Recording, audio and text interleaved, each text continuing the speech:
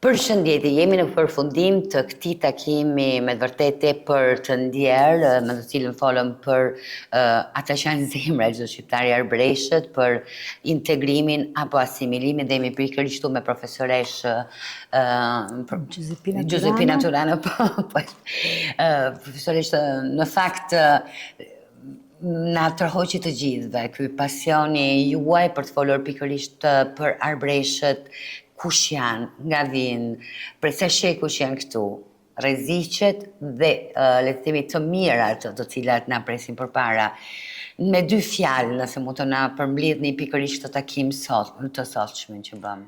Arbresht janë në Itali prej 6 shekujsh, banojnë në Italinë e Jugut, janë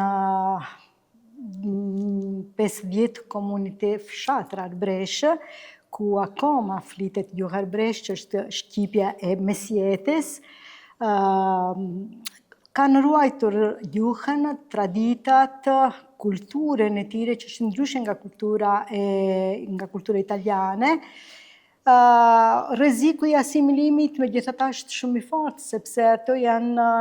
sepse arbresht tani janë të shkolluar në gjuhën italiane. Është epokë e globalizimit, ka ndryshime të mëdha shoqërore, ekonomike, teknologjike, pra rreziku është shumë i fortë. Megjithatë, identiteti është shumë i fortë tek arbreshtit. Ata duan të ruajnë identitetin e tyre sepse kuptojnë mirë se janë ndryshe kanë një kulturë dhe një gjuhë ndryshe nga jo italianëve, dhe kjo është shenjë shumë e fortë identiteti, duan të ruajnë me zemër.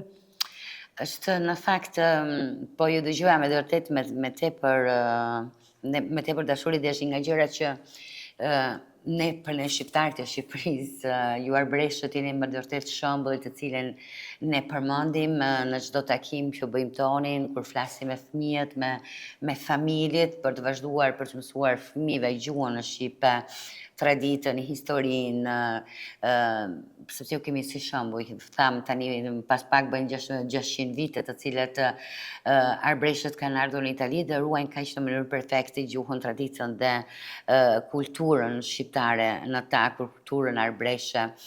A mendon se po bëhet mjaft, di që bëhet shumë nga ata të cilët jetojnë në për të 50 komuna në të cilat janë të vendosur, por siç e tham, për shkak të zhvillimit shumë janë për qytete të ndryshme. Sa bëhet nga ata të cilët janë jashtë këtyre 50 komunave? Filloj duke thënë se shqiptarët na kanë në zemër, sepse ne jemi shqiptarët para ardhjes së otomanëve, ndoshta. Pikërisht. Po, jemi shqiptarët para dominimit otoman turk. Sa bëhet sa mund të bëhet, sepse në këtë fshatër arbreshe ka pak vendase, ka pak populsie shumë e vogël, Dhe megjithatë të rinjt përpiqen të bëjnë shumë gjëra, përpiqen të organizojnë shumë debate, shumë ndërtojnë shoqata, bëjnë kulturë, transmetojnë kulturë, duan ta ruajnë edhe me mundësitë e vogla që kanë në këto fshatra, sepse janë fshatra të vegjël, vërtet, por me të gjitha mundësitë përpiqen të bëjnë diçka, që do ditë ata organizojnë diçka dhe bëjnë diçka për kulturën e tyre.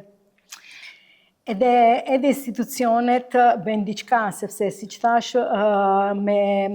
kemi një kandidaturë me UNESCO-n për patrimonin trashëgimin jo materiale, të arbreshëve si patrimonio universal. Me vërtet, e bëjnë dhe ne dhe urojmë në zemër që të kemi një përgjigje sa pozitive, sa më shpejt. Nuk e di, unë uroj dhe nuk e di sa mund të bëjmë thirrje di komuniteti shqiptar të shkruaj pikërisht në mbështetjen e kësaj iniciative të mrekullueshme që do të bënte pikërisht të bëhesh pjesë e trashëgimisë jo materiale të sepse është e tillë në fakt. Kush do t'ishte, unë dua t'ju lënë dhe kush do t'ishte një fjalë të cilën do të mbyllje këtë intervistë sotmen këtu në Bolzano, ku fol kaq mirë dhe kaq shumë për arbërin? Për arbresht, gjaku jonë i shprishur është shprehja më e madhe dhe ajo që ndjen me zemër, sepse është gjaku i shprishur vërtet nëpër botë e shqiptarëve që janë arbresh. Kjo është. Unë ju falenderoj nga zemra për fjalët tuaja, për atë që ndatë me ne sot, se me vërtet Faleminderit për ftesën. Ishte shumë bekim dhe të shije dhe interesin që ngjalli në qytetarët e Bolzanos është me vërtet, le themi, ja kemi dalë qëllimit të këtij takimi. Faleminderit juve.